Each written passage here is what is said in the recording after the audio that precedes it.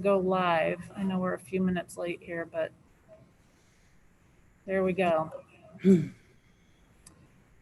All right, welcome everybody to the Newtown Board of Ed meeting for August 6th, 2020.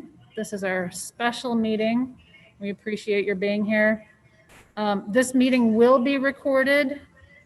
And I would appreciate if everybody would keep themselves on mute unless you are talking, and then you can unmute yourself.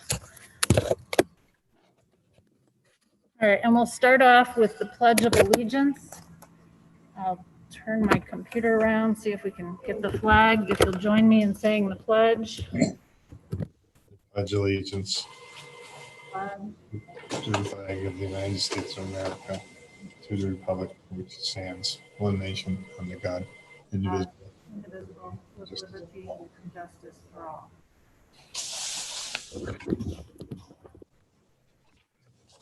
Our statement for commitment to community. Could you? All right, so then I'm going to ask Mr. Cruson to read our statement about the commitment to community during our meetings. Mr. Cruson, do you have that? As citizens of our community, we will conduct ourselves in accordance with Newtown's core character attributes as displayed in our character tree. We will be responsible for our actions and show respect for each other. We will interact peacefully, productively, and politely. We will be trustworthy and honest and show compassion toward others. Newtown's continued success is contingent upon our ability to persevere, to follow through with our commitments, and to stay focused on the greater good. Thank you. Okay, so yeah, next item on our agenda is the consent agenda. If we'll, yeah. I move that the Board of Education approve the minutes of July 21, 2020 and the correspondence report. So Mr. D'Elia makes the motion, Mr. Cruson seconds the motion. All those in favor? Aye. Aye. And Ms. Lideline, so that's unanimous. All right, that brings us to our public participation. I just want to clarify the purpose of the agenda item that we have regarding the reentry plan in this meeting. The Board of Education has already approved the reentry plan, and today is mostly informational. We'll hear from the superintendent about how she intends to implement the plan.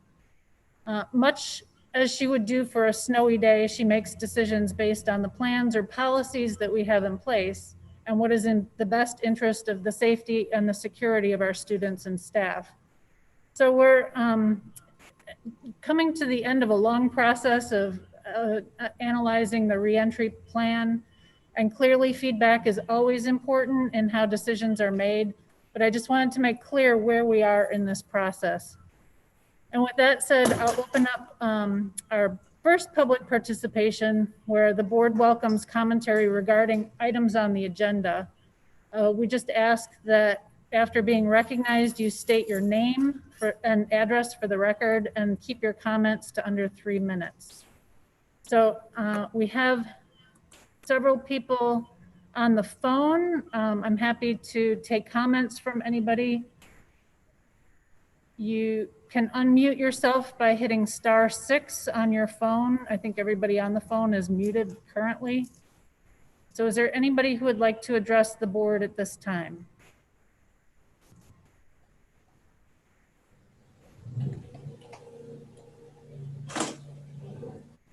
I'm giving it a minute or so that people have a chance to unmute with the *6. But I'm not seeing that, knowing that our technology is a little bit off lately because of all of the challenges we have. Thank you. All right, so seeing no public participation, we'll move on. Starting with the chair report. I just want to appeal to everybody's patience for this meeting.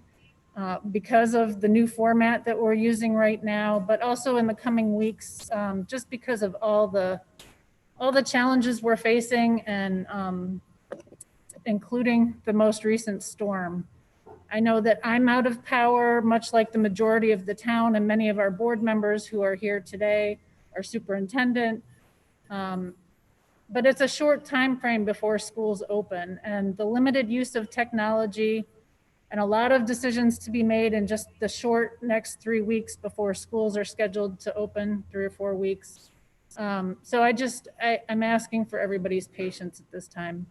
And I appreciate everybody who is able to be here as part of this meeting. This storm has added insult to injury in terms of trying to manage everything in order for our schools to start safely in the fall, and I hope we can all just keep that in mind. So just going forward, we are going to try to plan to continue to hold future board meetings with the same in-person option. We're currently all in the same room, safely distanced, wearing masks, and we'll try to do this again in the future as we go forward with our meetings. We've been doing them all completely distanced, but now we'll try this new format. Also, we received the American Federation of Teachers survey for our local union, and that was shared with our board members. I appreciate the information that was gathered through this survey and the work of the AFT leadership in getting it to us. And that concludes my report. Are there any questions or comments from board members? All right, seeing none. We'll move on to the superintendent's report, and I'll turn it over to Dr. Rodrigue for the superintendent's report. Thank you, Dr. Koo. Well, I will certainly have a lot more to say when we get to now for the fall school reentry. But I wanted to echo what you said about the storm, and of course this has created a whole new set of challenges for us with school moving ahead. But please know that this will not be the only meeting that we will share information or make decisions, and also being able to ask as many questions as you want. That this is not the only meeting in which to do that. I have met, just so you know, with many, many families over the course of the last 2 or 3 weeks. I've gotten lots of emails that I've addressed immediately. So I just wanted to say that and clarify that for the community.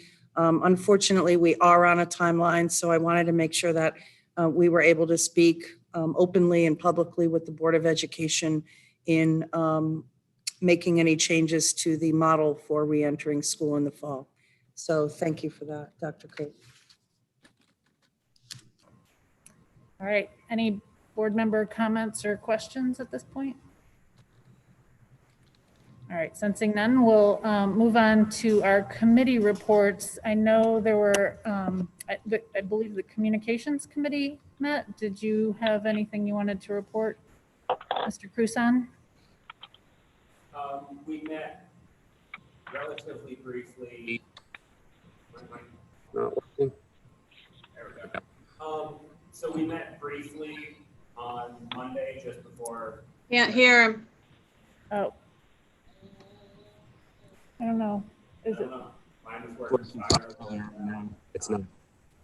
But my computer says it's fine. There you go. Okay. Going in and out. There it is. It's taking over.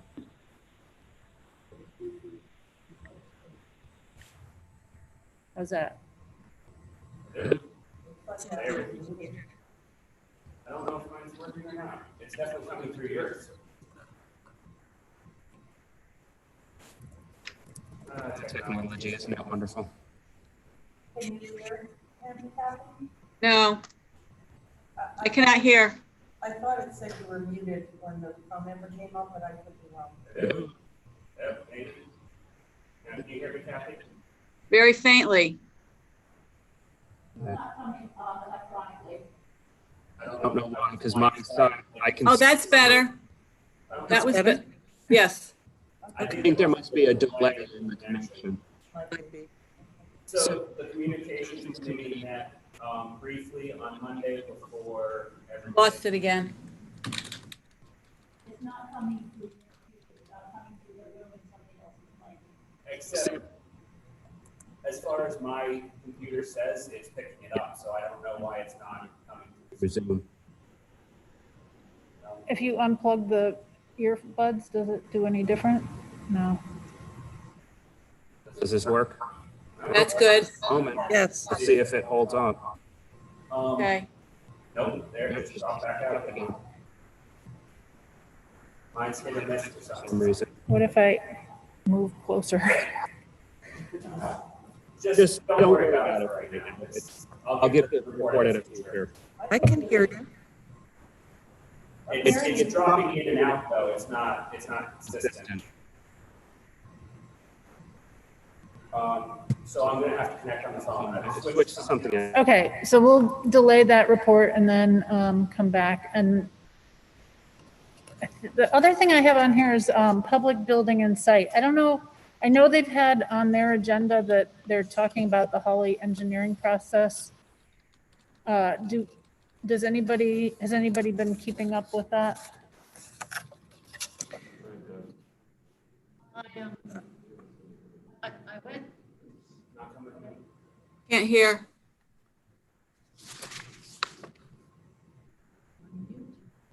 Good. I did go to the last meeting. I took some notes. Basically, they just were confirming that the contract was being awarded. They're just beginning to start, from what I remember. I will send my notes out to the to Dan later on, I guess. But it would be nice to actually get official invites to those meetings, if that would be possible. Other than that, we sort of haphazardly, figure out that there's a meeting that's coming up.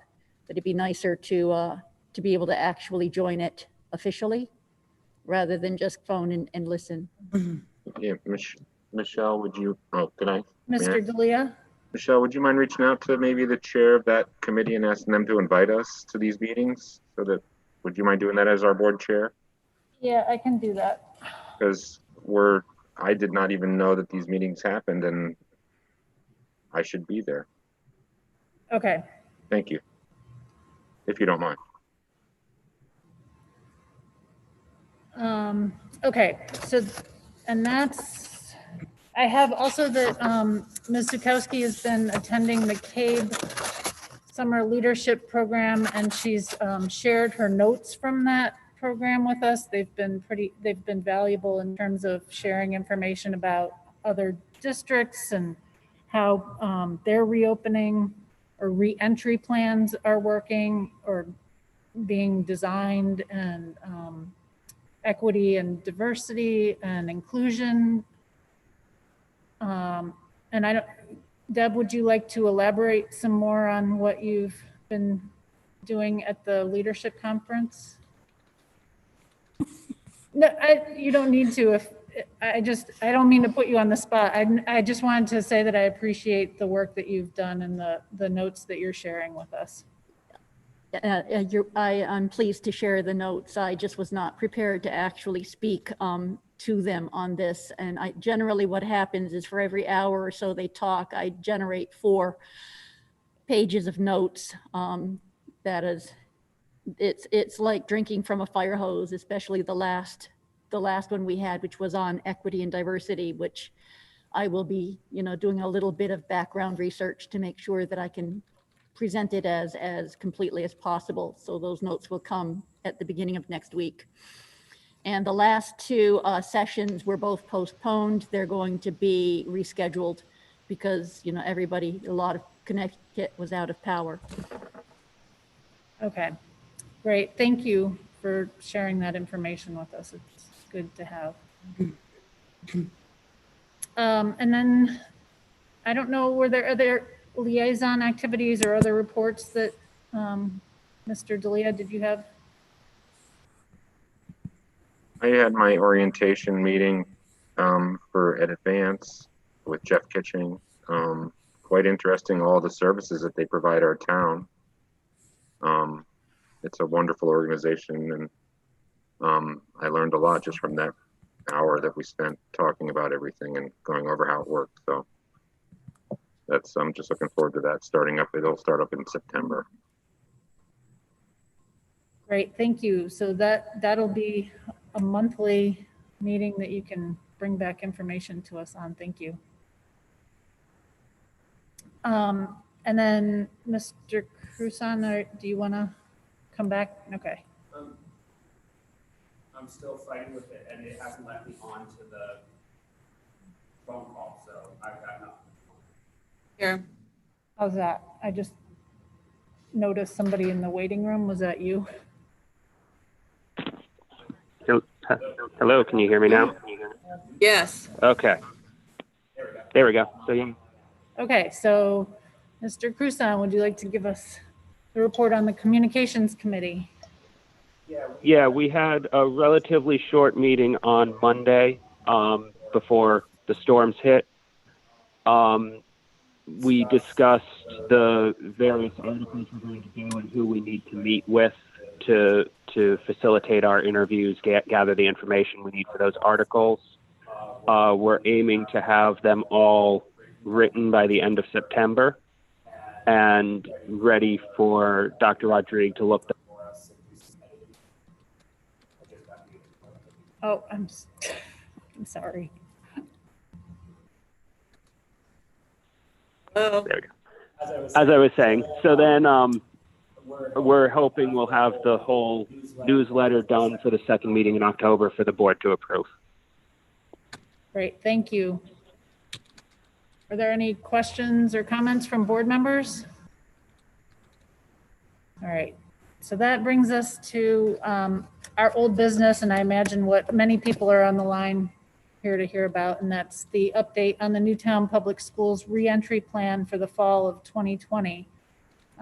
So I will turn this over to Dr. Rodrigue for her presentation, which means that I need to pull it up. Thank you, Dr. Phil. I'll wait till you get the slide up. All right. Let's see.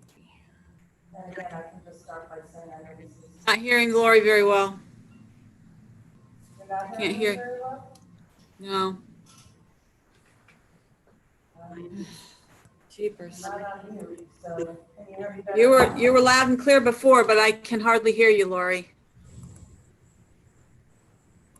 How about I now? don't know what happened.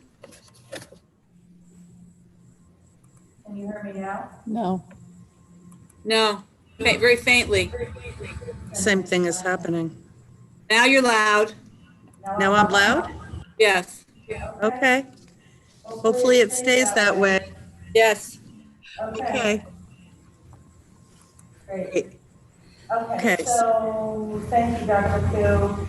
I started to say I know that this is a very difficult time for everyone, and I myself am also. You're out again. Take your Roll again. papers off the, Yeah, I don't think that's really the issue, but okay. So I started to say that, you know, I'm out of power also, and I know this is such a very difficult time for the community. So I really appreciate everyone's understanding. Can't hear. You guys are not hearing me again? no.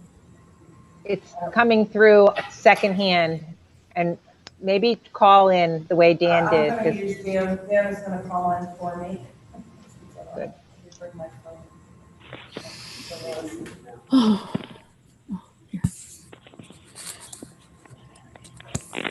Okay. Yes? Yeah. You can hear me? No. Can you hear me? Very faint. I'm gonna do my best. Can you hear me better now? There's a slight delay on it, but I can hear it.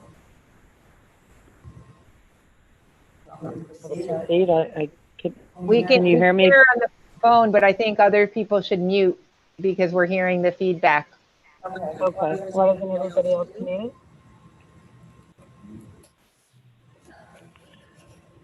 You should probably mute too.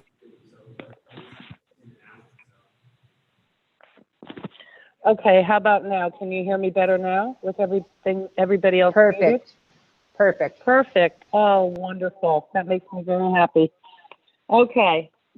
So thank you again. I started to say this was a difficult time, and again, I just want to reiterate that this is not the only meeting to share information, to have, questions answered. So I have been meeting again with parents, and I will continue to do so.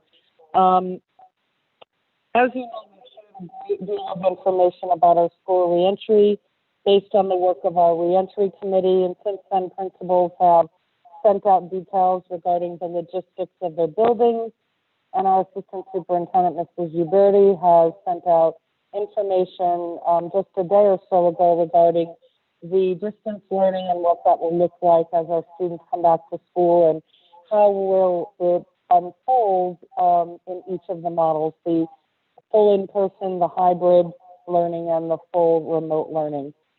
So with that being said, no one will be asked to make any decisions until well after everyone has had the chance to get past the storm, stop, reflect, review, and ask questions. That's why we delayed sending out the survey to all of our parents, because we were still making decisions and wanted to make sure you had all the information before you were asked to make any kind of decision or commitment for the fall. So I think it's important to take just a very brief look at data in our discussion today. I think you're going to, you already did switch. And just note that data changes daily.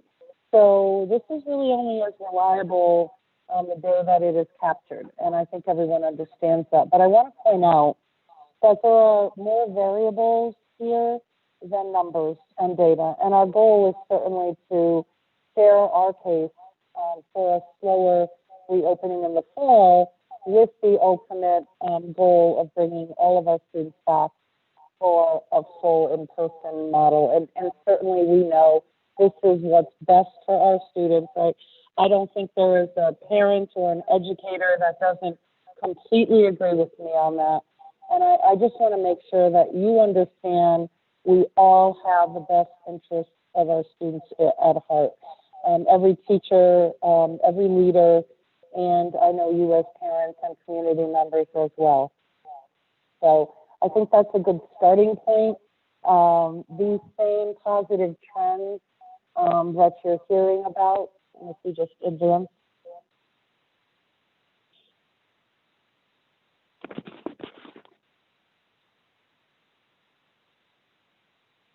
Thank you, Dr. Koo. You've been hearing a lot about the positive trends, and they certainly have been particularly good for not only our own community here in Newtown, as this data is updated daily and shared on the Connecticut website. But again, this continues to change. We've been able to maintain some very, very positive trends. And I want, that's still sustained. And as of July 31st, there were over 49,000 cases and over 800,000 tests that were reported. Connecticut has passed 50,000 positive COVID tests, but remains below 1% positivity rate. Hospitalizations remain on a downward trend. And that being said, from our initial data, we still have 15% of our families initially who indicated they may opt out for all distance learning, and nearly 20 to 25% of our staff who may not be able to return under a full in-person model, given their own situation. So I want you all to understand, as we speak further, all of this really has to be considered when we look at what's right for the reopening in the fall. We continue to watch certain groups, certain populations, such as our 10 to 19-year-old population that did see an increase about a week or so ago. And with nearly 25 cases in 1 week from July 19th to 25th. So while we certainly are proud to have the data in Connecticut, we still need to be mindful those subgroups as well. And for us as educators, we need to keep our eyes on all of our students and their age groups, because these are the students coming to school and interacting not only with each other, but with our staff as well. As you know, in July, the governor allowed a new flexibility for superintendents and districts regarding the reentry model for the fall. And this new flexibility contrasted with the original directive for an all in-person model, which was based on certainly those positive trends I just mentioned. And the in-person model was reflected in all of our reentry plans with the precautionary measures and mitigation strategies that would be in place as well. If you recall, the state, I'm sorry, let me go back. I kind of went through it. Nope, no, you're good. Thank you. And if you recall, the state had solicited input from multiple stakeholder perspectives across the state. Are you trying to advance? Okay, we'll give Dr. Koo a minute. We're trying to advance the slide. There we go. I mentioned during the presentation of our original plan, and many of those similar themes across groups that included concerns about safety, risk, virus spread, cleaning and sanitizing protocols, and the impact on our most vulnerable staff and families and students. So I wanted you to see that and bring you back to that, because those same themes are clearly just as important today in making the decision as we move forward. So as you know, the hybrid model was certainly part of our plan, but focused more on the medium spread of infection. According to the state, this model does include in-person and distance learning, as you know, so kind of a blended learning process. Dr. Fauci spoke with the governor at the onset of the week, and some of the points included Connecticut's, again, low infection rates. And he also indicated that any model that includes in-person in Connecticut would be reasonable at this time, given all the information that we have currently. Connecticut has been able, as I said, to contain the virus, as we have demonstrated mitigation strategies such as social distancing and mask wearing, outdoor activities, and keeping away from large groups. And I think this certainly had a lot to do with where we are as a state. Local and state departments of health will continue to review the data and make recommended changes between the low, moderate, and high categories. And we already have those thresholds sent by the state. The low and moderate categories include conditions in the area that are appropriate for schools to provide at least a partial in-school option for our students. So I think that's a really important point. That being said, given the flexibility we have from the state, I want to share my own rationale for moving to a hybrid model as we start the school year. And these arguments move beyond data because we have other challenges in bringing all of our over 4,000 students and more than 700 staff members back to our building. First of all, this is a novel virus, and as Dr. Fauci pointed out, it's important to remember that we're still learning so many new things about this virus that can change as more discoveries are made. So I think everyone agrees this is a serious issue and continues to be, and one that we need to make decisions based on what I consider to be careful and strategic thinking for the health and welfare of our community. And as an educational leader, I can do nothing less than that. None of us can promise 100% certainty here, but we certainly can move at a safer, more cautious pace. And that this makes sense to me. This is logical to me. I just want to go through my rationale for starting in the hybrid model as opposed to an all-in for the first month of school or two. All sectors and businesses in the state began and continue in the phased-in model. 50% capacity, for example, in many instances. Some sectors where larger crowds exist, such as the movie theaters, are still not allowed. You go into a restaurant, it is 50% capacity. There are many uses of outdoor areas, but less inside in some of the fast food restaurants. Many of the companies, I happened to be at the community center earlier, and there were some community members sitting on the benches outside, and one of them said, our company still hasn't allowed us back in. That was so telling to me.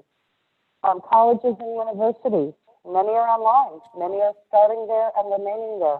Some are bringing in, as my own niece going to UConn is going in, maybe to experience the dorm, although you don't get to have a roommate, but you get some time and you're still online learning. And there's so many other instances just at the college and university level. Reducing the density of our student population in our buildings certainly help mitigate the risk of infection, and I think that's key here.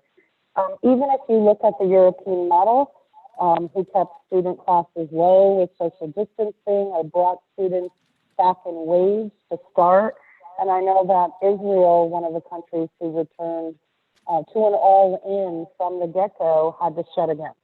So there are many, many anecdotal stories across the world of strategies that, you know, countries and states and districts use. And while Connecticut trends are still very, very good, we need to be mindful of changes, increases, patterns in certain young population age groups, as I shared earlier.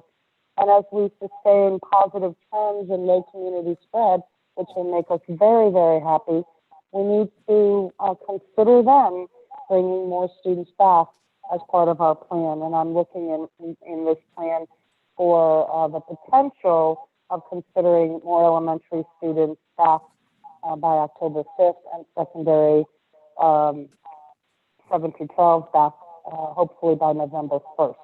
Again, this is a goal. That's one we want to make very clear.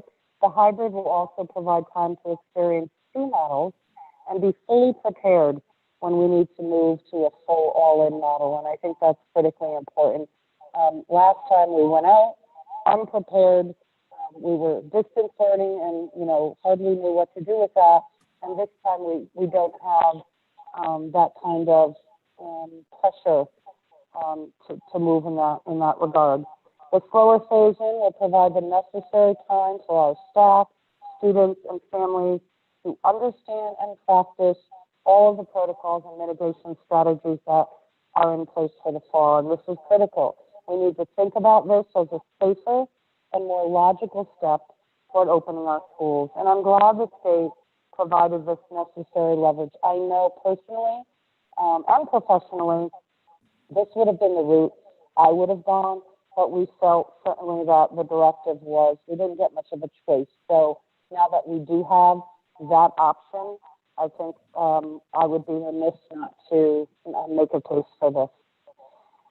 And as I mentioned, we would consider bringing the elementary back October 5th and secondary by November 1st. Again, we would be mindful of the data, both community and state information, and I would be working, as I always do, closely with Donna Colbert, our health director, in order to review the updated information. And I think that's very important in the decisions that we make moving forward. What you see on the calendar represents the two cohorts, A and B, and the days that these two distinct groups would be in school. For the most part, Wednesdays would be reserved for full distance learning for everyone and would entail deep cleaning at the building level. However, I just wanted you to know on this particular color-coded calendar, there are 2 weeks in September that contain holidays, so we would not have a need for the distance learning on those Wednesdays during those weeks. We would do cleaning at different times. Principals at each building will be sharing all of the information regarding which cohort students are in, being mindful of families, as well as daycare and childcare issues. For example, some families have actually gotten together, which I think is really wonderful, to take on the role of supervising students while other parents are at work. And I know these pods, as they're calling them, many of the members have already emailed me to see if they can arrange to have those students on the particular cohort days, which I think is wonderful. We have also worked with the Newtown Community Center with Matt Aranello, as well as our own Jen Arnold, so they can offer a program for our staff and families called Return to Learn.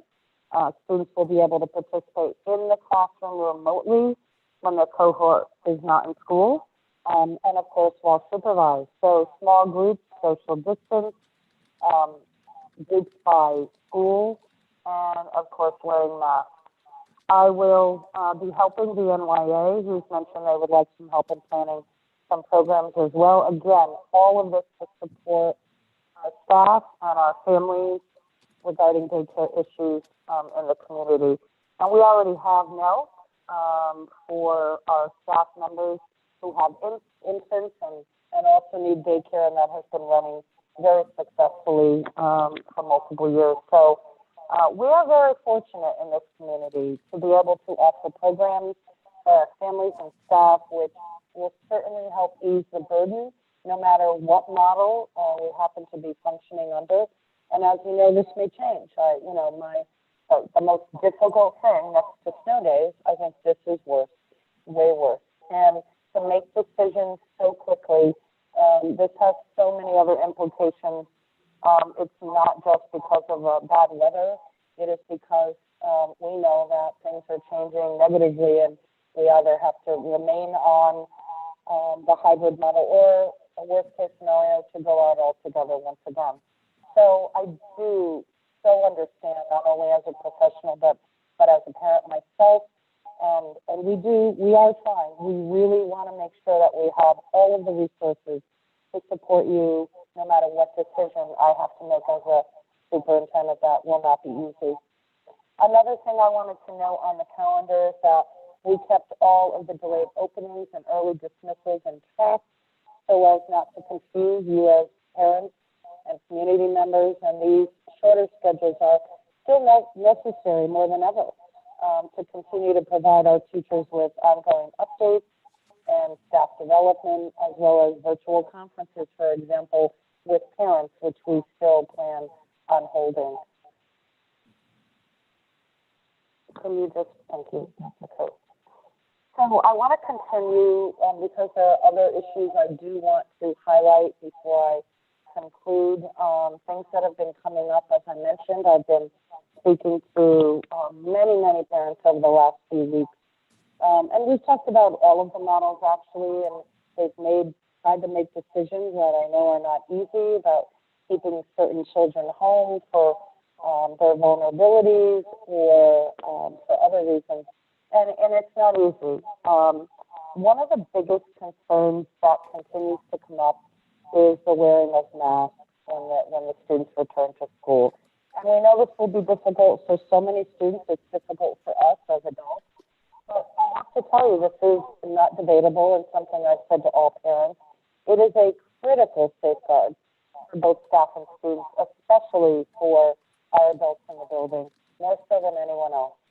So the hybrid model at the onset of the year is actually makes more sense and will be far more palatable for our students. This would eliminate the number of hopefully hot days we often encounter in a full week of school.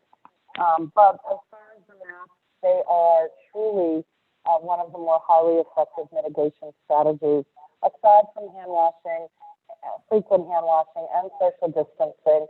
But in the hybrid model, the social distancing, I will tell you, will be far easier, but is equally important when we return to school in the fall, in full at some point in the near future.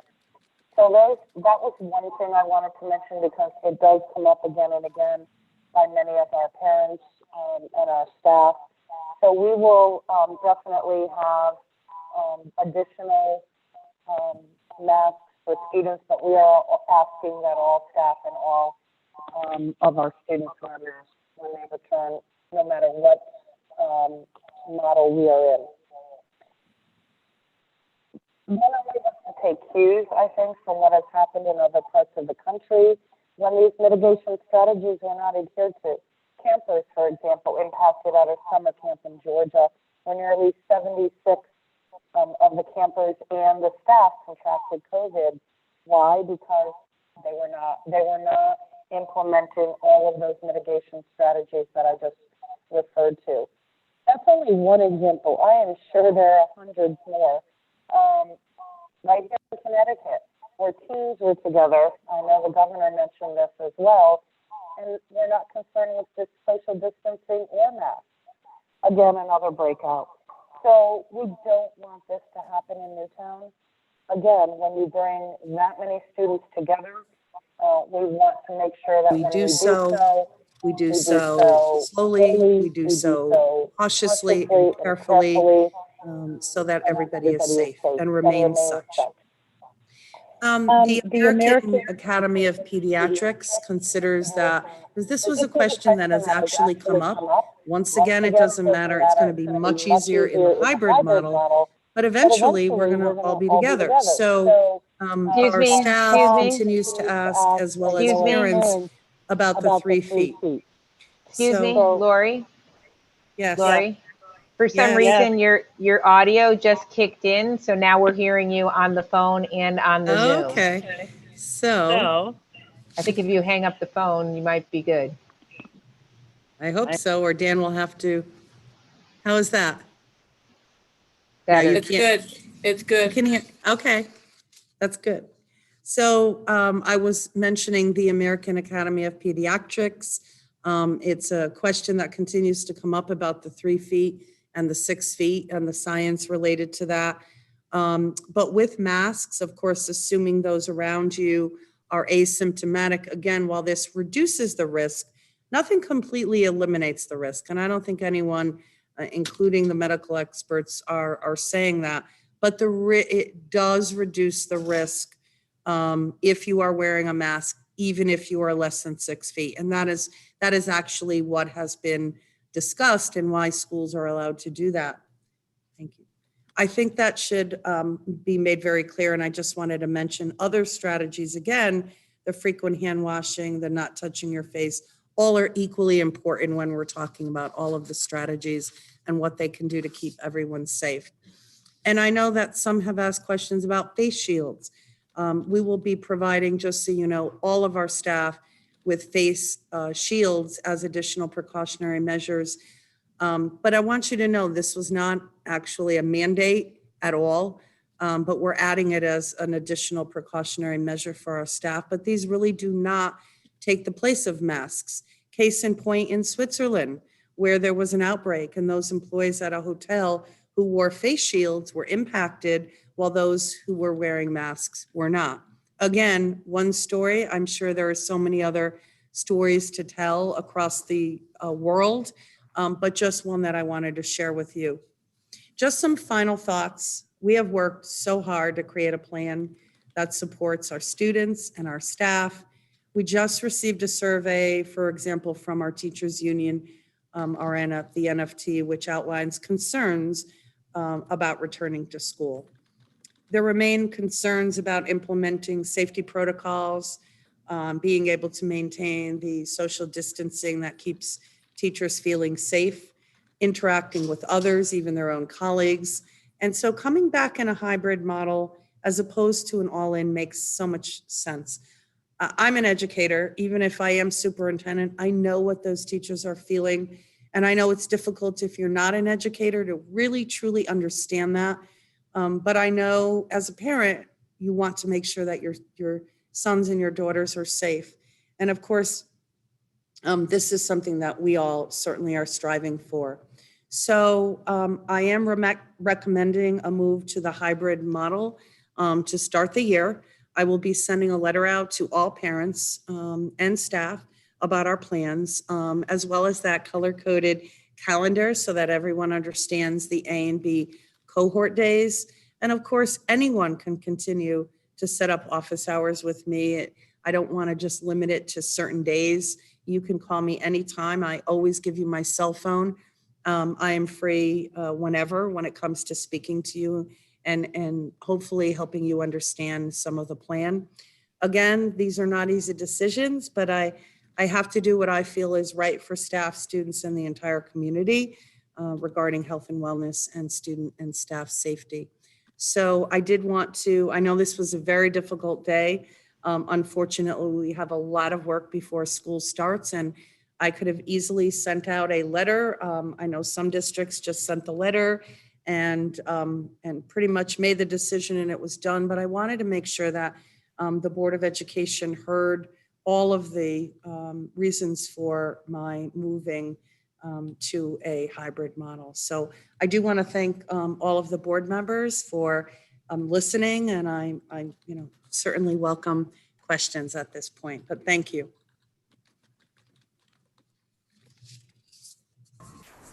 Okay, so do we have any board members who would like to ask questions or offer comments? Yes, Ms. Zukowski. Yeah. So with the full model, the goal was to have 3 feet to 6 feet in between students. It seems like it might be possible with having 50% of the students to actually get fairly close to the full 6-foot social distancing recommended by the CDC, and then adding masks on top of that is exceeding. So have you heard yet if there is a likelihood that we might actually be able in most cases to meet full CDC social distancing?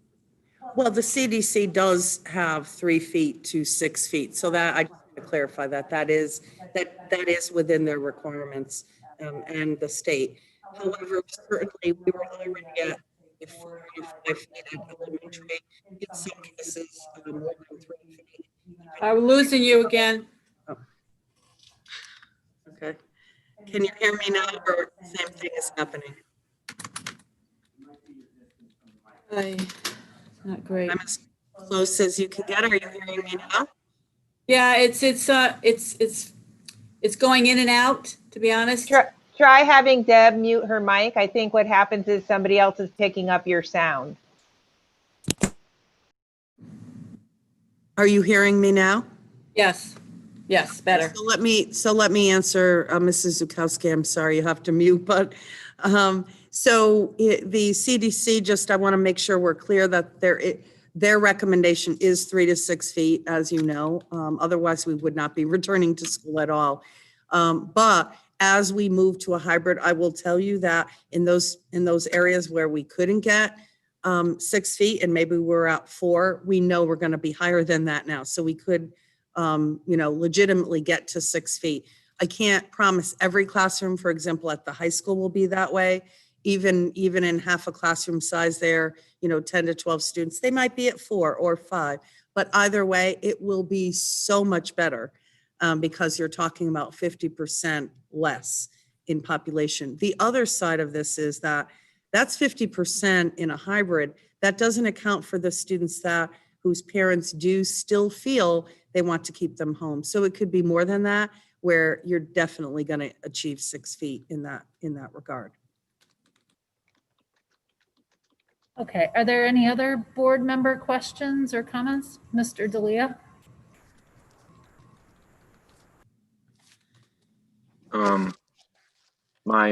I just wanted to share with you, I've received a lot of communication from more than ever before, which is, it's been an interesting experience for me, but it's overwhelmingly in support of going to the hybrid model. And they feel, parents are very concerned, and they've told me that they think, and asked me to share their sentiments here, that they feel that if we start this way and then phase into the full scale, they would feel much better about it than just kind of diving in. It's kind of like, jumping in the deep end to learn how to swim. And so I just wanted to share that with you, that I have received numerous correspondence from parents with children in the schools that support what you're doing. Thank you. I have also, that's nice to hear. And I've also spoken to so many parents, and although I couldn't really say exactly until I said it publicly, but I think it was very, very clear that people are afraid, and no one's been together in this magnitude yet, and so it just makes far more sense in a logical way. So I do appreciate you sharing that. Thank you. There other board member questions? Ms. Lideline? I had a question about, so the students are cohorted and only about half of the students are coming on any one particular day, correct? Yes, yes. So are the teachers expected to be there the full 4 days? Yes. And they're still being exposed to all of the students? Yes. And through them, then the students who are cohorted are being exposed to each other? Well, you would have that in a full model anyway. Right. So the issue with the hybrid is that cohort is staying with that teacher all those days. So it's the same. If you're forget at the secondary level, it's a whole different model, right? Because students are passing. For the cohort, you're right, it's the same teacher, but those same students are together on the 2 days and then a deep cleaning occurs, and then the room is cleaned for the next cohort. But yes, is the teacher in common? Of course. But again, I want to point out that if you are implementing all of those safety protocols and mitigation strategies, that shouldn't matter, because they will be exposed to a bus driver, they will be exposed to other teachers at times other than their own. That has to happen for school to run it all. And have we thought about how specials will work during this time? Yes, depending, of course, on the level. In many cases, again, the small cohort will go to the unified arts room, as long as those rooms are often bigger in some cases than the classroom. If not, then they will go to the classroom to be with those students. So it really is dependent on space at the elementary level. And of course that students will travel at the high school and secondary level. But again, with less students in this model, far, far better. Okay. Other questions or comments? Mr. Cruson? Okay, let's see if this works, because I tried to fix my mic. Thank you for borrowing your phone, by the way. You're welcome. So I had two concerns which are semi-connected and related. The one is I'm concerned that if we start with the hybrid model because people aren't comfortable with it, which seems to be the largest reason for this, at this point when everything looks as good as it does, we will never reach a point that we have a comfort level with the all-in model. So that's concern number one. Even with a phase-in, I'm concerned that people are not going to be comfortable with the all-in model a month down the line, 2 months down the line, even if we're still at these low numbers. Because my feeling is we're probably about as low as we're going to get without eliminating it completely. Do you want me to stop there so you can address? Yeah, so I can comment on that. First of all, it isn't just about comfort level. I will tell you, as much as I know, there are staff and families. It's never about the pressure of that, because I honestly had very little pressure at all. I mean, you can find just as many who are in the camp of exactly what you said. The numbers are great. We should, forge ahead. So it isn't just about the comfort level, and I want to make sure we're really clear on that. It was all of those things that I outlined on one of the slides. It really is about just easing in, and I think that's smart. Again, I mentioned that everyone did that throughout the state for every business, and some aren't even open still. So it's an ease of getting in, because there's so much behind what the protocols will be, how students will react. what teachers need to do, completely different than they've ever done before. That needs time. And doing it in this way, again, if that were the case, I wouldn't have a timeline. That's why there's a timeline of only 4 weeks or even a little less than that for elementary and then further for secondary. Now, some districts are keeping secondary out longer because they can. And, you know, it is much more difficult at the secondary level across in any high school. And even in some cases at the middle school. We are not doing that. We've given a timeline. That's our goal, to move more students in. But again, I will need to look at the data even then and start slowly. So it isn't an absolute, you know, we're not coming back and it's your comfort level and we'll stay out. No, but I think the important component of this is to ease everyone back in, which I will give you, here's a better example. There were just as many staff and, I will tell you, leaders in our district who were very worried about bringing students back for ESY. It was, you know, they called themselves guinea pigs. Why are districts in the state allowing this to happen? And I will tell you that you talk to anyone who was part of ESY this summer. Now, I know it was a smaller scale, but that was a really good test case in terms of what will it be like? And staff and leaders who were part of that were so thankful to have done that, because they got a sense of, you know, how they can stay safe while still working with our students. So I think that is similar to everyone easing in at the full scale level, so that people really understand what those protocols mean, how important they are, and to continue to be able to do that as we move closer to an all-in. I do want to say, just say that my son was among the ESY students. I've had it come out that board members don't necessarily understand some of this stuff, but I do know what you were speaking to, because we were involved with ESY. Yes. I I think the teachers will feel very similarly, hopefully, once we start on a small scale. I think I think once they see the protocols work and that we're serious about all of those mitigation strategies, I think they will understand and feel very differently coming in, that it's safe and that our numbers in Connecticut and Newtown are sustained. You know, it's great to have wonderful numbers and we rush all back in and then something changes. I would much rather be somewhere down the middle, so either side isn't so far away to get to.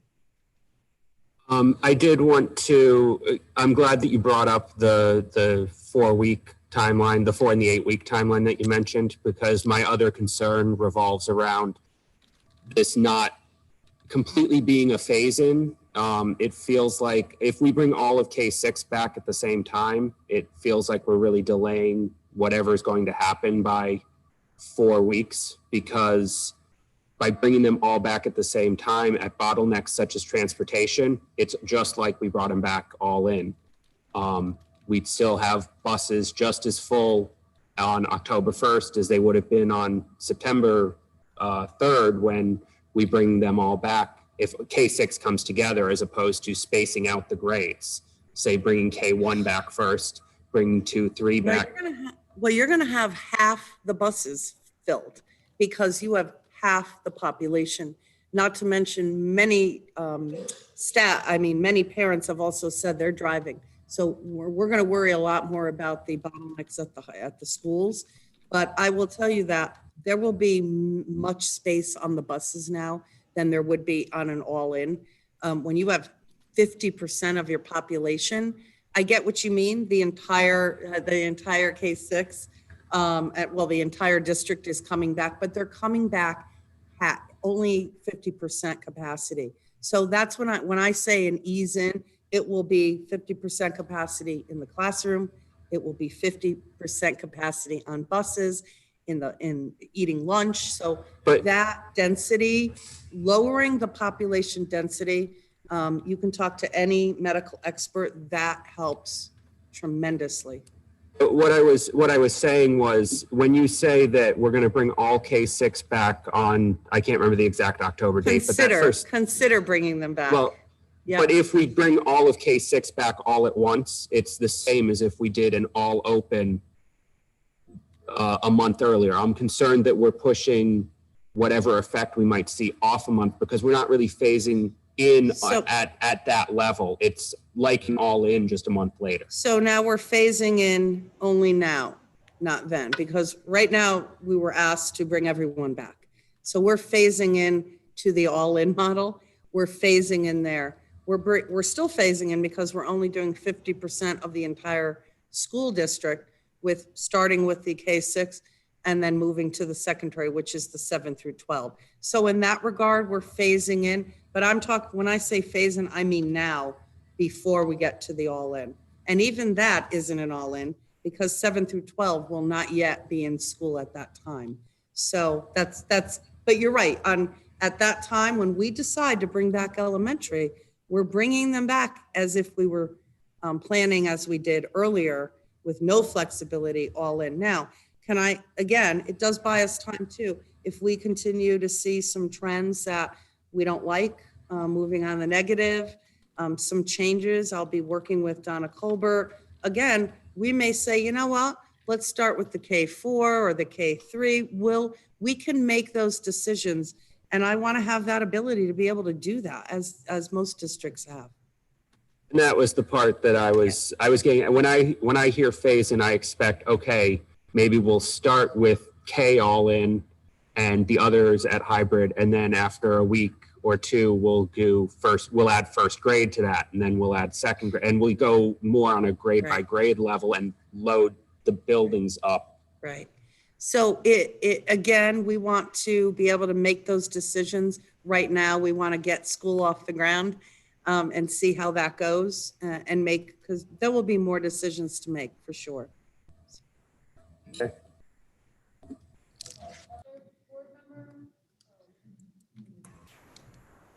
Other board member comment? I see Ms. Dukowski. Yeah, speaking about something that was heard from the other families, there seems to be a confusion about what the Wednesday means and how it's different than say what the Quiet Fridays or what will now be Quiet Wednesdays on distance. Could you discuss what it is and then how it's different from the Quiet Wednesdays of full distance learning? So Wednesdays, you're on the call, correct? This is you, Bertie. Are you still? Okay. I couldn't hear you for a second. Now I can. So I want to make sure you have the ability to jump in, but right now the Wednesdays are there for, again, the schedules will be somewhat shorter so that there is time for teachers not only to have the instruction piece, but be able to set up office hours, meet with small groups of students.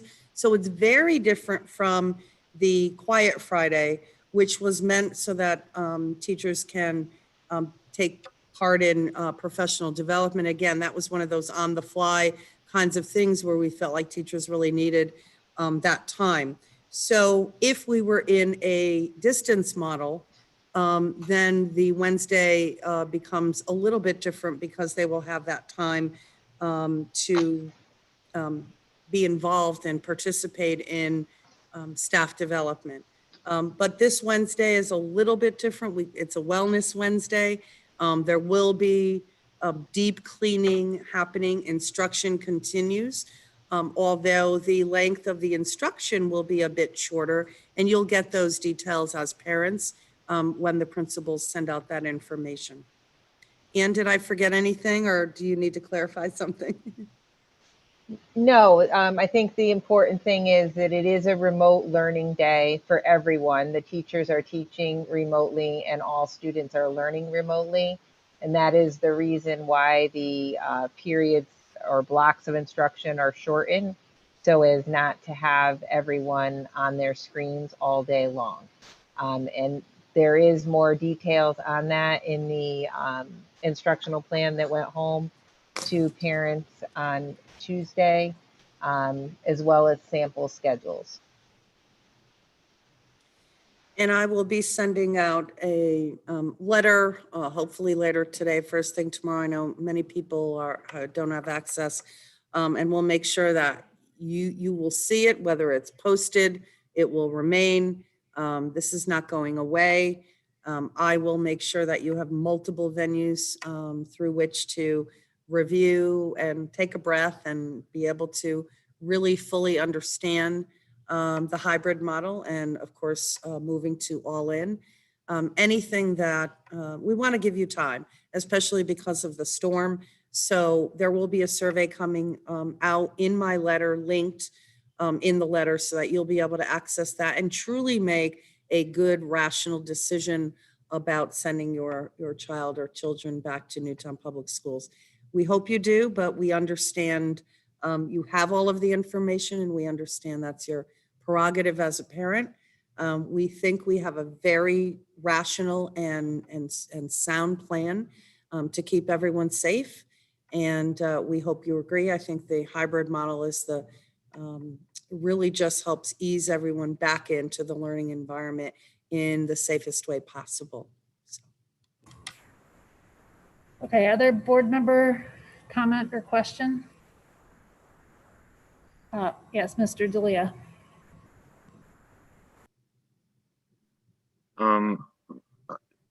I guess maybe at our next meeting, Lori, could we get an update on sports? What's going on with all that? And it seems like I've gotten a few questions about that. And it's back and forth. So the CIAC is what really directs or guides that. And I know when the governor and commissioner, there was actually a whole program on, and it really talked to a variety of educators and leaders across the state, including union leaders. And they did have Glenn Lungarini, who's the executive director over there at CIAC. And they did, they have a whole schedule of bringing students back in small ways for some of the sports. But I think the timing, I didn't want to get into the sports piece because I know there are changes there as well. So I want to make sure that whatever we give you is accurate. I just think right now we need to focus on school, and then right after following that, hopefully we'll have nothing more changes. And for the fall, everyone will understand the sports schedule. You're welcome. So maybe we could put that on our next agenda to Yeah, I think have an that'd be great. update. By then, we will definitely have a clear picture of how they plan to move forward. Okay. There is a plan, I will tell you, and it is out there, but I'd rather hold off. Because I know there's a lot of talk around that plan, and I just want to make sure there are no changes before we move forward. Okay, anyone else? I had a couple questions around, the state had sent the guidelines in I think it was an addendum as to what conditions they would be looking at and sharing with our district health director. And I was wondering if there were 3 other parameters that we could look at, and maybe Ms. Colbert can speak to these. I think she is. But so the questions were whether the health district could also track the 7-day rate of cases in the ages 0 to 9 and 10 to 19 levels, because as you showed, Dr. Rodriguez, and what spread in reports.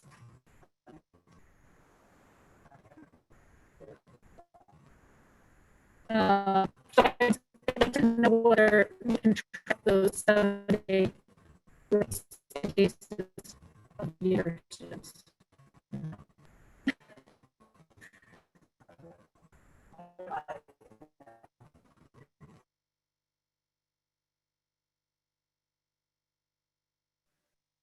can you hear me? So Michelle asked the question of if we could track the data relative to younger students. I'm summing that up. Is that correct, Michelle? 0 to 19, if we could get a little more data on that in the upcoming weeks. because that's something that's directly related to our schools, our school age children. Right? Yes. So is Donna on the line? Can we? I'm on here. I don't know if you can hear me. Can you hear me? Yes, yes. Okay. So the shortest answer to that is yes, we can certainly track the data. But I have to include a couple of disclaimers, I guess, to that, and that is the data is good as the data I get. So, I'll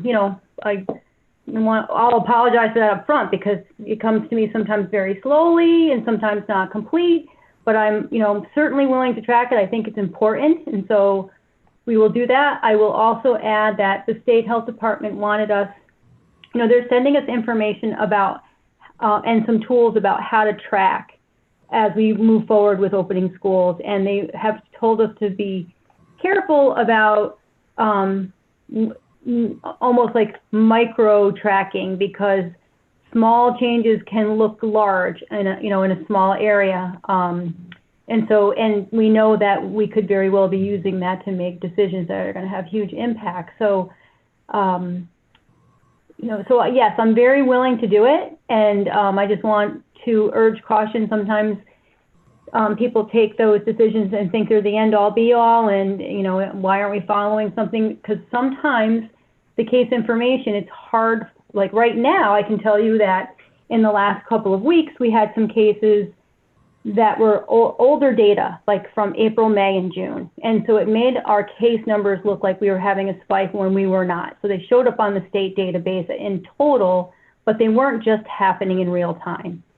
And also, I can also tell you in the last couple of weeks, I've had some cases that came in that were family members. So it's in one household. Or I've also had, I've had some asymptomatic people. I've had some people who were tested in preparation for some other health screenings or health procedures. So it wasn't as if there was necessarily some widespread transmission going on. And those are all things that, I learn about when I do the case interviews and case management and try to do contact tracing. And it takes a little time. And sometimes I don't want to share that immediately, because when the numbers are small enough, you actually can lose somebody's confidentiality, and we don't want to do that. So, but, so that's a long way to say, yes, I'm more than willing to help track the information. But I will also share with you in the coming days what the state health department is anticipating sharing with us, the local health directors in the state, about how we might best want to track trends, both in our communities and in our regions. So I'm with you. I guess I just want to tell you I'm with you, and whatever is going to be most useful, I'm more than willing to do it. Yeah, no, I know you've been super helpful in terms of getting our plan even together and making sure that we're doing the right thing. So I appreciate that.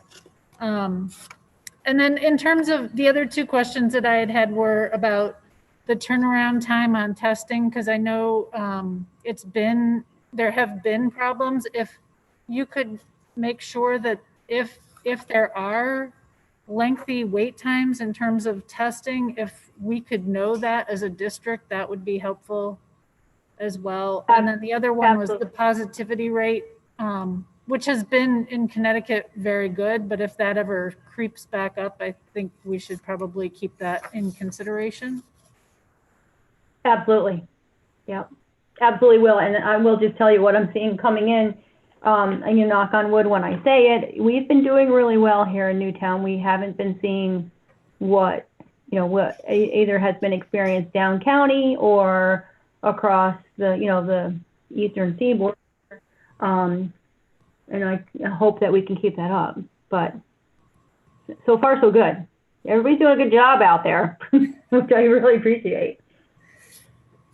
All right. Thank you so much for being here to share that good information, for all your work on the reentry plan, helping make sure that we were getting the right plan in place. That's very helpful. Well, thank you. It takes a village, right? Yes, it does. All right. Are there other Board member questions? Yes, Mr. Dalia? Dr. Rodriguez, who should parents reach out to if they have very specific questions about operations, say, of their particular student or child?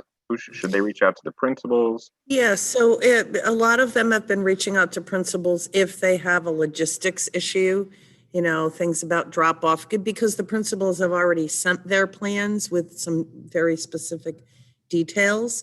And there will be more communication, certainly.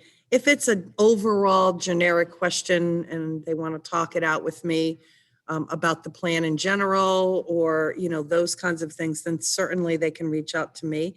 But they're more apt to get their questions answered if it has to do with their specific student and that specific school. For example, I know kindergarten parents are, very, very worried. There's a lot of trepidation around the new year, especially in this situation. So you certainly can reach out to the building level leaders.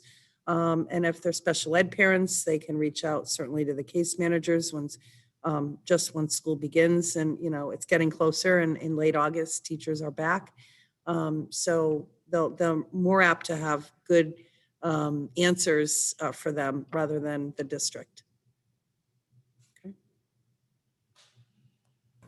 Okay, any other questions? I think one thing I just want to make sure we get in before we finish up this is the Board of Finance had asked about an update on the finances Yes. in all of this. So Yes, is so there, We have all of that updated. And there have been a few changes. For example, looking at again, you knew I was looking at enrollment. I do that every year, not just because of COVID, but even more so, it's important that we don't have higher class sizes of 25 and up. So I am adding a staff member to at a Meadow. I am also looking at another 0.2 added to a special ed teacher at the high school to take on a social studies class because of numbers again. We are looking at another behavioral interventionist at Hedda Meadow. This makes sense because he's the only elementary that doesn't have that. And we believe that those paras who collect data, they're more trained, they collect data. They are very, very instrumental in helping all teachers in every classroom with students who, have issues behaviorally and otherwise. So I think when it comes to the social emotional aspects and what we're going to be seeing as students return, this will be very important that we have an interventionist at every single level. So those kinds of things, along with we have much firmer numbers in terms of custodial and PPE needs and professional development needs, all of those things. So Ron will be able to share that certainly with you very soon.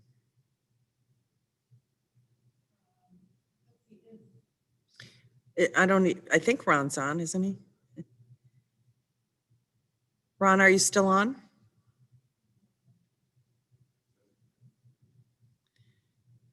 I don't know. He might. But I We lost our Wi-Fi at central office, so some people are having difficulty if they're not hardwired on. okay. Okay, so that's okay. So- I answered for Ron. I know that he has the updated information with all of the new figures. So he can send that to all the board members actually even prior to the next meeting, if that makes sense, Dr. Fu. yeah, that would be great. Great. I know it keeps changing depending on what, I mean, it's never a static, it's just, It's difficult. yeah. I understand. Okay, are there any other board member comments before we finish up? Yes, Ms. Zukowski? It does seem to be the case that when I am not muted or you, Michelle, are not muted, that we cannot hear Lori. So we should pay extra attention to that because what Lori just said, what didn't come through. I have both earphones and my ears just, So who should be muted? certainly Michelle and I. Okay, so let me try it again. Can you hear me now? Okay, so let me repeat that. I have met with Ron, so he has already updated and made adjustments to the original figures. For example, the amount we're spending on PPE, what we're spending on resources. And I think we went over this once with you, but we've added some things and we've changed some things where we received a better rate on some of the PPE and the desk shields. And Rick Spryer, who has been helping all along, as well as Bob Gerbert, have really done an outstanding job. So Ron has all of that. I did also mention that I'm looking at numbers and enrollment. So I've added a teacher, as you know I do, regardless of COVID, but particularly important and significant is the fact that we don't want large class sizes. So we watched a grade at Hedda Meadows, so we are adding a teacher there to bring the numbers down. And we're adding a 0.2 to an existing 0.6 at the high school.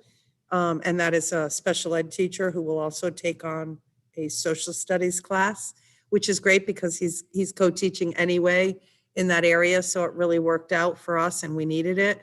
And what I did say, and I don't think any of you heard me, was the interventionist at Hedda Meadow as well. He's the only elementary school that doesn't have an interventionist. And these are paras that are trained and they collect data and they help with a lot of the social emotional aspects, helping teachers who have students who are having behavioral issues and dysregulated. And they've done a lot with mindfulness with those students. So this is something I feel more so, I can't wait a year. I really need, that's one of those pieces that I feel is incredibly important, that all elementary schools have the same interventionist. Sandy Hook was getting it through the budget, but I've added it for Hedda Meadows, so all 4 schools will have that. We are adding, I should mention that there is a cost. We are adding more to the sub rate. So Mr. Voros, you will be happy to hear that. And, again, I can't promise that will attract more because as I said, we were in the average to above average range, but we feel it's very important. We are already advertising just to get more subs in place. But I really, truly, so we will have that whole update for all of you. I will have Ron send the financial adjustment report out to you. I believe it's finished. It will have everything on it, the new staffing, all the PPE. I did have to submit, just so you know, all of that information to the state of Connecticut just last week. And now that we're moving into a hybrid model, all the districts were asked again about their numbers, just so they get it straight at the state level. So we will make sure that you have the latest. And I know that the Board of Finance has also asked for that information. So certainly we'll be speaking with them when it comes to the surplus funds and the non-lapsing, but we certainly have all of our financial, a better understanding of what our needs are financially with the COVID expenditures moving into next year. So we'll make sure that we update you on that as soon as possible. Thank you for telling me you could hear me. That wasn't fun to repeat everything again. I'm kidding. Yeah, so we're just navigating this whole meeting all together in one room and making this work. Technology, I know that. Yes. I just wanted to add before we close this out that I don't know how many folks know this, but I was a pathobiologist in my life before kids in school and joining the Board of Ed. And I really feel at home talking about the scientific papers, the data, the medical aspects of all of our discussions about this school reentry plan.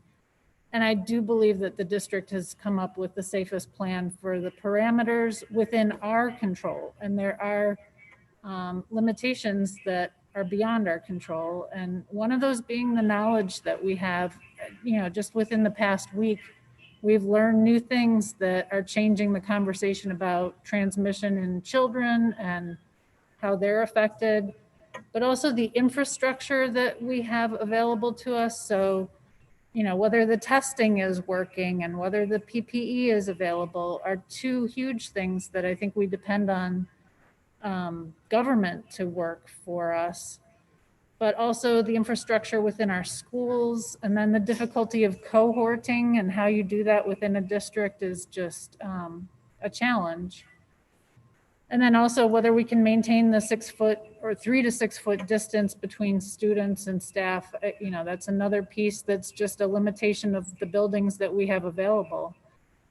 But also the community, and that's a huge one. And that's something that we depend on everybody in Newtown, in the state, in the country to keep the infection rates down so that we feel safer about sending staff and students back to school. I know that we're going to have a lot of varied views about what should be done. I think that's clear, but the health and safety of everyone in the schools is what the basis of your decisions have been made on, Dr. Rodrigue, and what the planning team came together with. So I appreciate that, and I fully support this decision, and I appreciate all the work that's gone into it. Thank you, Dr. Koo. All right, are there any other comments before we close this out? Okay.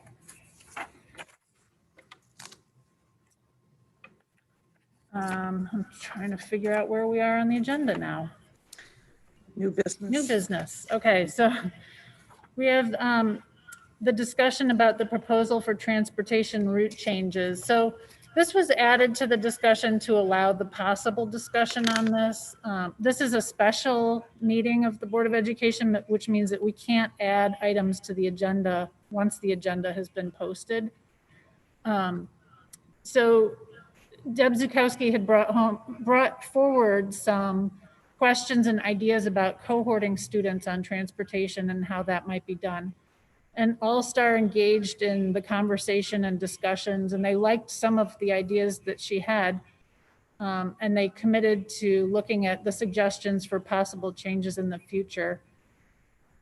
I don't know if you want to add to that, Ms. Zukowski, but that was my take on where we are, and Dr. Rodrigue, you as well, whether. Yes. Yes, Ms. Zukowski?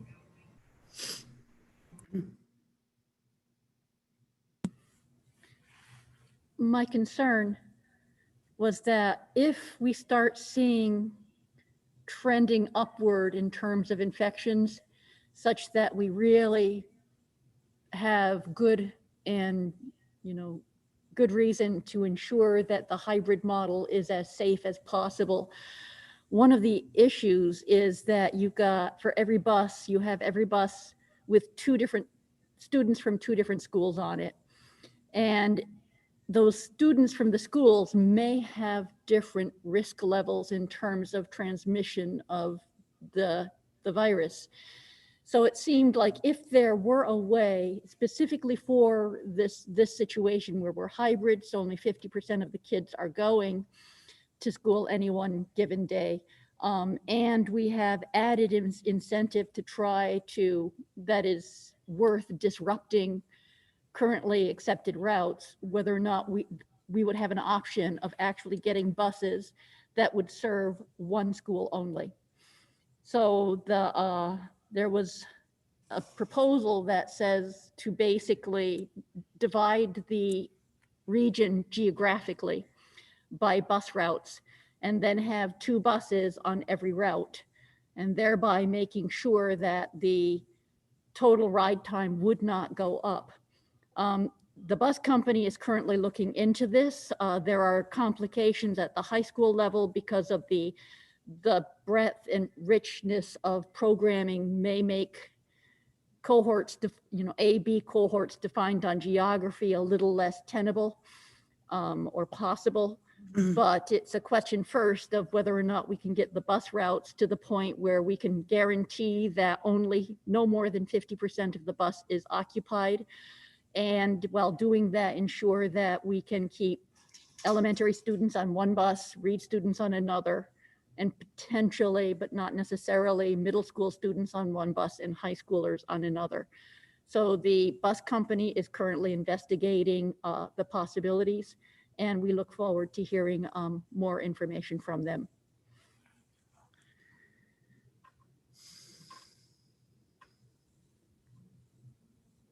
No, mute. Dr. Rodriguez, did you want to add to that? Oh, yes, so, Us, All-Star is looking at possible scenarios, as she was talking about dividing up the town geographically. I know the other day it was, for a moment I was inspired because I thought that, they had figured it out.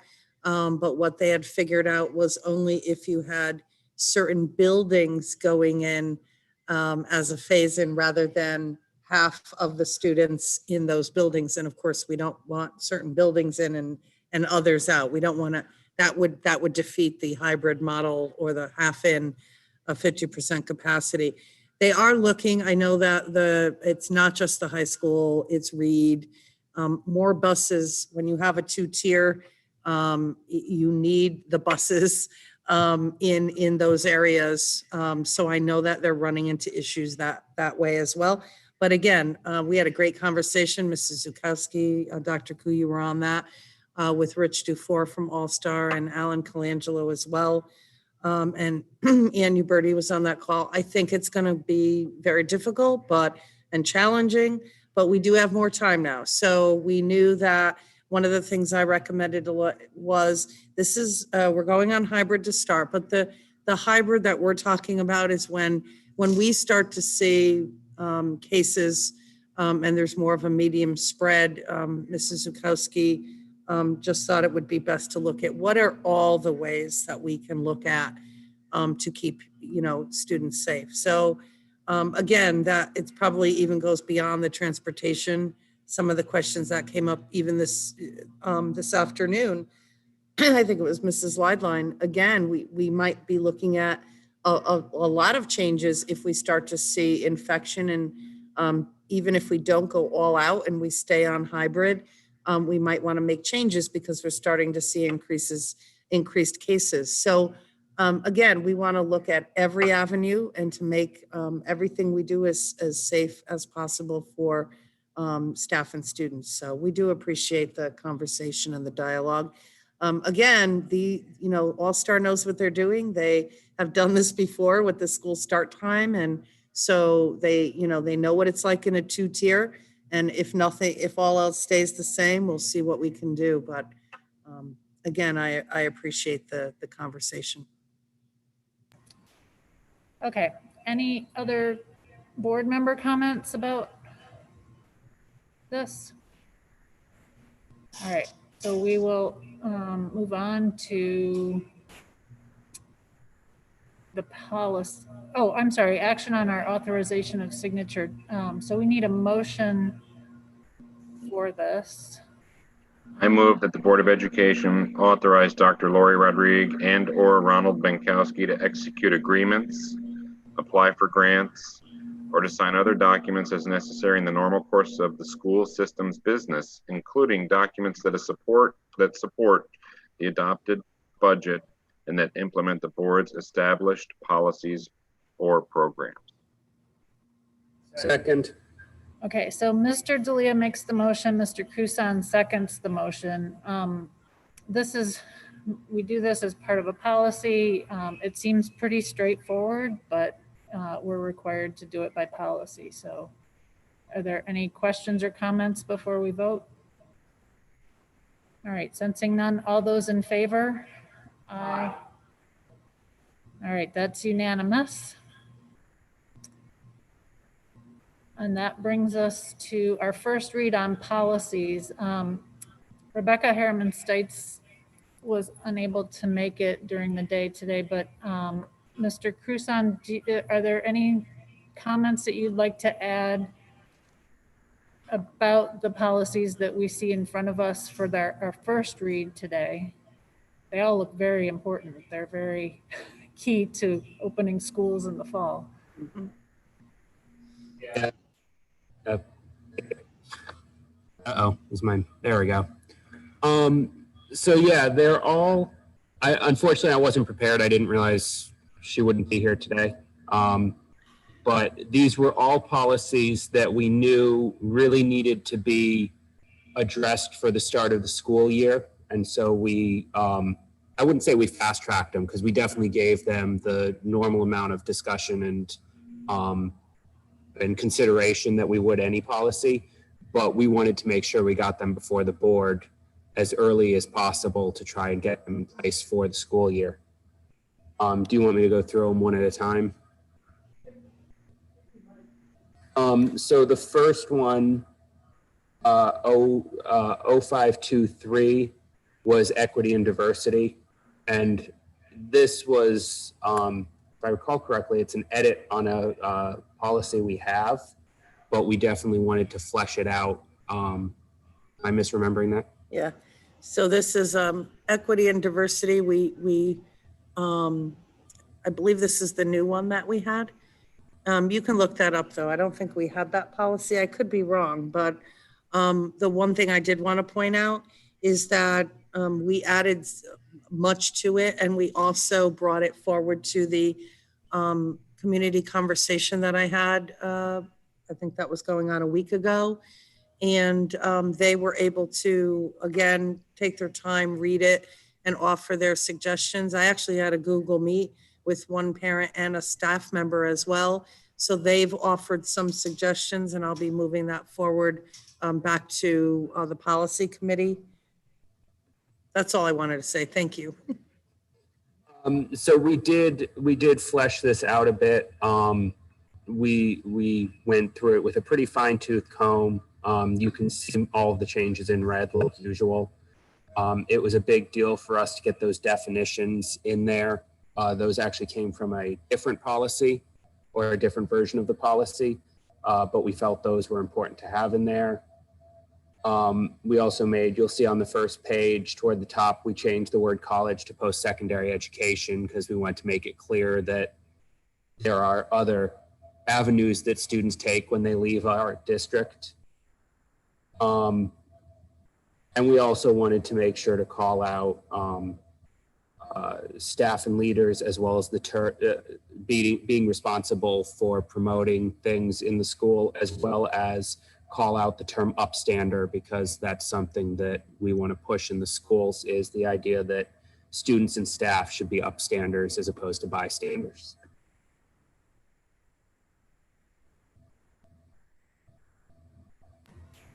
So Mr.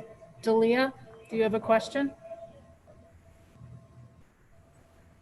Yeah, I just wanted to I just have the definitions under district staff. It includes consultants and contractors, and I'm concerned about the broadness of that when it comes to the policy. You know, because down below it says, you know, we're asking staff to set goals and ensure staff and leaders set goals to promote and monitor. But if someone's, say, a contractor for heating and air conditioning, you know, that I don't know if that's appropriate for this. So there.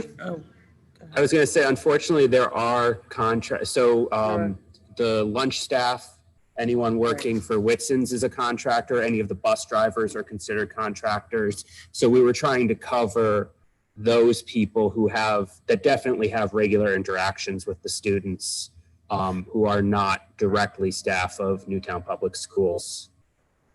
We have lots of educational contractors. Yeah, would it be possible to maybe just have something in there that says contractors that are in regular, I don't know, contact with our students, or I don't know, something of that. I just want to make sure that That was the only thing that stood out to me on this whole. Okay. That was just something, or maybe just discuss it again, if you could bring it back to the committee. Because that might be I'm not positive of this, but that might be something that you see in other policies as well, because contractors is a very broad educational term. We've got many educational contractors. They're just contractors because their services are contracted rather than being hourly or salaried staff. So, okay. Sure. I'm making a note right now to look Yes. at that. Thanks, Dan. I appreciate it. I just asked you maybe just revisit that Yes. at the committee. And Ms. Sukowski, do you have a question about this policy? One rather broad and then one a little more specific. This policy, I went looking to see if we had older versions of this policy available on our policy website, and I found none. So this policy is completely new. And is it that we're coming from language as recommended by CABE? If you could Yes, this policy came from CABE. Okay, and we did not have any policy prior to this on equity and diversity. I was pretty sure that we had one, but I'd have to go back to my notes to see. I think we had something, but it wasn't the same name and it wasn't to this same degree. Okay. Would you be able to forward it to the board members so we can see what we had prior and where we're going? And then the more... Wait, before you move on, I think there's a whole list of policies in the back of this one that we have. I know we have some of these in place, that things like bullying, safe school climate plans, non-discrimination, those kinds of policies are in place in this. So they cover probably some of the same things in here. It's just a question of whether this is replacing a given policy or is a standalone set of a set of ideas. But the more specific, I'd be curious, because one of the things that I've heard over and over again was that we want the diversity of our staff to mirror the diversity of our school. And I don't understand why so low standards. We're not educating our students to graduate and necessarily work within our town. We're graduating our students to work within our state and our nation. So could we set the bar higher that would say the diversity should mirror the diversity we see within the state?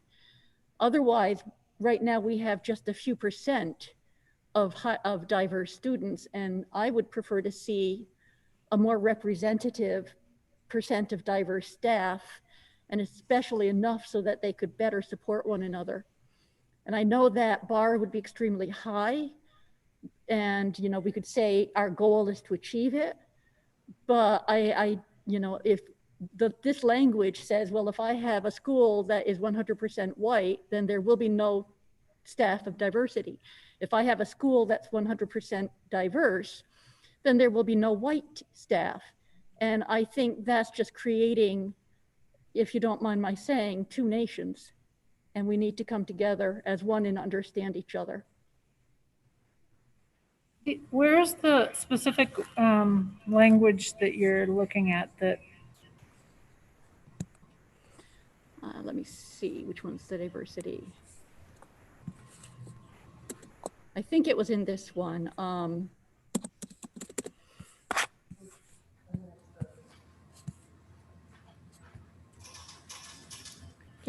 This is, I can't do a search on this. Is it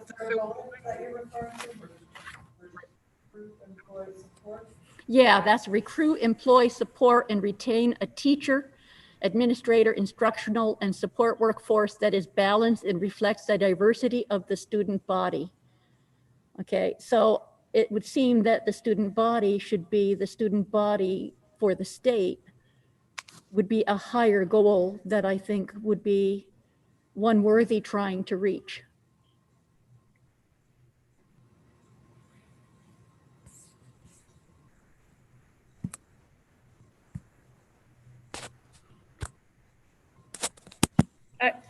I don't disagree with the the goal, this is a statewide issue that the teaching staff, it's very difficult to recruit teaching staff that reflects the student body across the state. So I completely agree with the goal, but writing it into a policy, I'm not sure. I brought this up in the community. Conversation and, you have differing opinions on that. It is clearly an issue. It isn't, certainly, as I shared with and it was a large group, as I shared with all of the community members, we certainly have lots we can do. It is, we're trying to do the best we can. We need to do better. We know this. But I did contact an organization that does help support, the recruitment process and going out to other universities in the state and trying to do that as well. We have done some of that in the past. We've done, college fairs. Many people got away from that. I'm sorry, recruitment fairs, excuse me. And many have gotten away from that, but there are lots of things we could do. It isn't just one approach or strategy. So again, this is a goal, not just of Newtown, but of the state of Connecticut. And I think throughout the nation. So, I do agree that has to be made clear.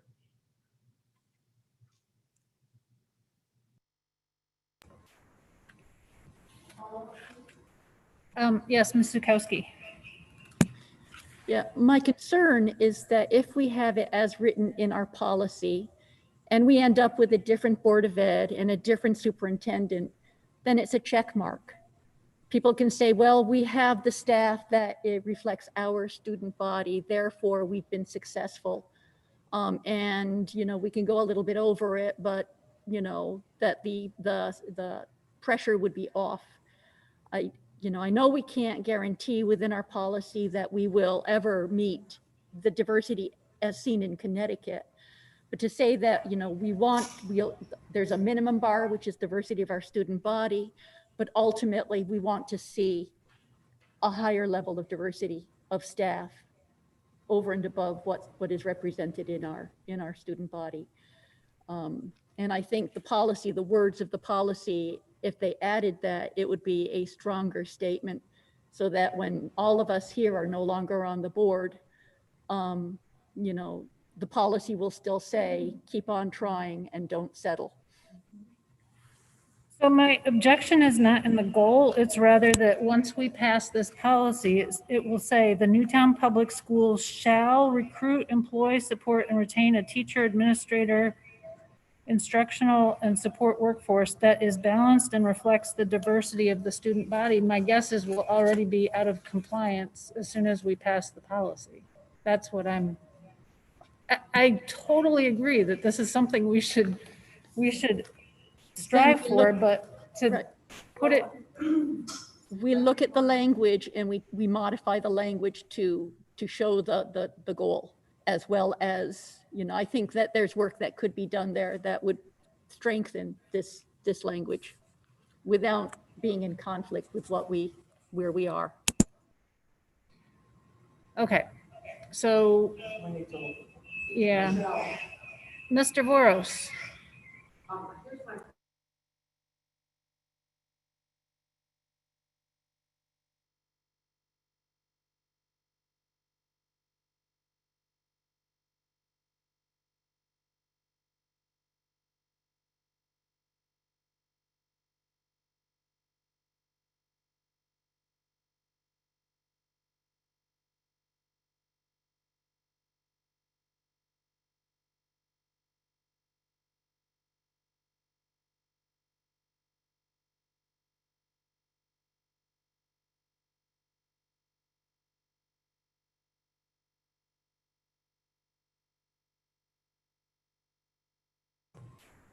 How does one know how diverse all these applicants are? How do we know that? So Mr. Voros's question is, how do we know what the diversity is of the applicants that come in the Human Resources Office, which is a question that will need to be answered before we update this policy as being requested.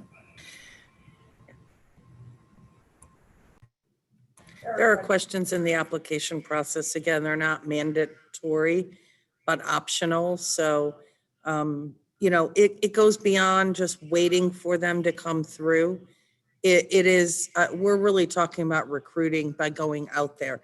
The organization that I did reach out to, though, one of the things that, you know, many have to understand is, and I'm going to have them come in and speak to the staff because, and the leadership and the central office HR members, because there are issues even with recruitment. No matter how you look at it, there are certain statistics and data that we need to be mindful of, and in doing so be realistic about that as well.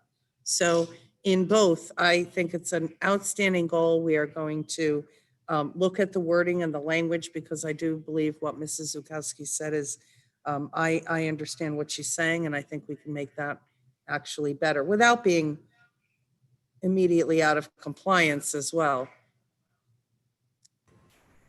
All right, super. So those are. Did I answer Mr. Voros's question, though?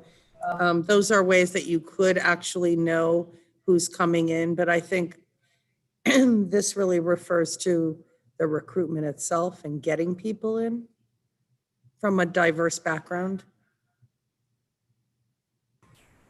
All right, so all very good things to consider. As I don't know if policy has another meeting before our next meeting. So perhaps we can get some revised language proposed by Dr. Rodrigue to address this. All right, so that takes care of policy number 1. Unless there's more comments or, oh, Ms. Zukowski. If there is no meeting of the policy committee before our next meeting, would we be able to not have a second read until after the policy committee meets? Because there are lots of other suggestions I have that don't merit this level of discussion in looking through the policies. And I would like to have the policy committee have time to actually read through and, you know, potentially address those questions. These will not be approved in time for the start of school if we wait for the next scheduled policy committee meeting. I can't remember exactly when it is, but it's right before the start of school. I want to say it's August 25th. So it may be maybe equity and diversity could be pulled off, and pandemic and distance learning could be done prior to school starting.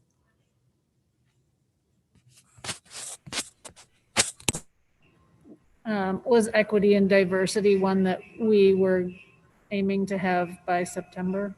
Yes. I know we talked about that as being something important. You know, I don't know if we can do something sooner than that. Yeah, I don't know. I don't have the authority to make a call one way or the other on a special meeting or whatever. So that has to go back to Rebecca for discussion.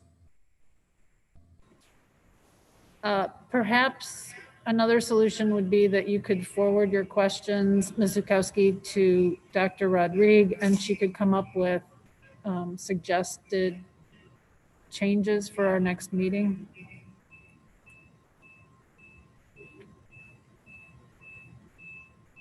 In any event, those are 2 options. If policy is unable to meet before our next meeting, I think that's another option. As long as the policy committee is okay with that, that would suit me fine. Well, how about you could forward on everything you had to discuss, and then I'll make sure Rebecca's aware, and then we can figure out whether a special meeting is warranted or if we want to push it off or how we want to proceed from there. But if we have your questions, we'll have all the information to know what we feel the best course is. That's a great solution.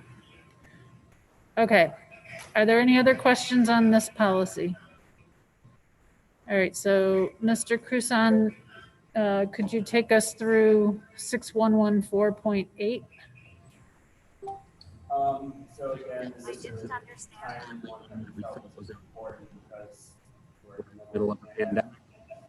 It was originally written by CABE, much more specifically toward COVID, but we broadened the wording so it was applicable outside of the current pandemic, because we feel it is important to have, regardless of what faces us.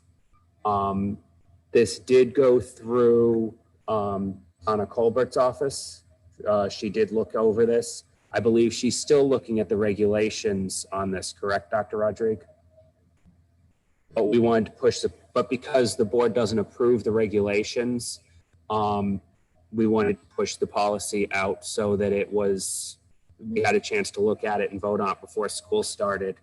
And the policy she has gone through and has approved that the language is appropriate for everything that's going on and how her office operates and those kinds of things. I think Mrs. Colbert was looking at certain areas that keep changing. So that was one thing, again, that only impacted the regulations more than anything else. I don't know if Mrs. Colbert is still on the line.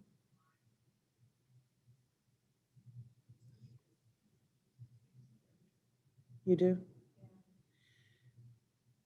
That's okay. If she's not able to respond, what I can say is that once we have the regulations, we'll make sure that you all have, it's visible, but it isn't part of something we need to pass the policy. But I know she was still looking at that.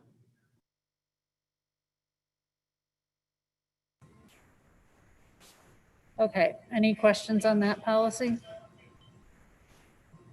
All right, so let's move on to 6172.61 distance learning plan due to health and safety school closure.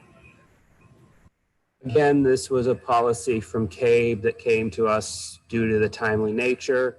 And we felt, again, it was a little more specific to COVID. So we broadened it a bit because we felt it was important that we had a distance learning policy in place for whatever came down the line.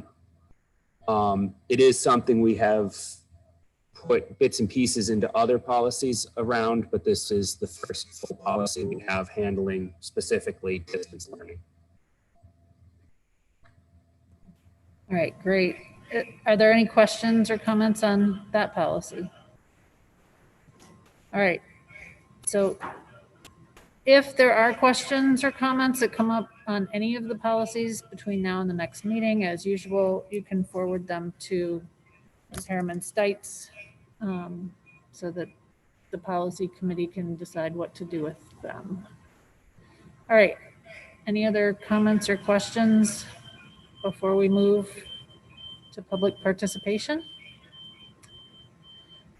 All right, sensing none, we'll move to public participation. Is there anybody on the line still who would like to offer public comment at this time? You would have to unmute yourself using your *6. Give us your name and address and keep your comments to 3 minutes.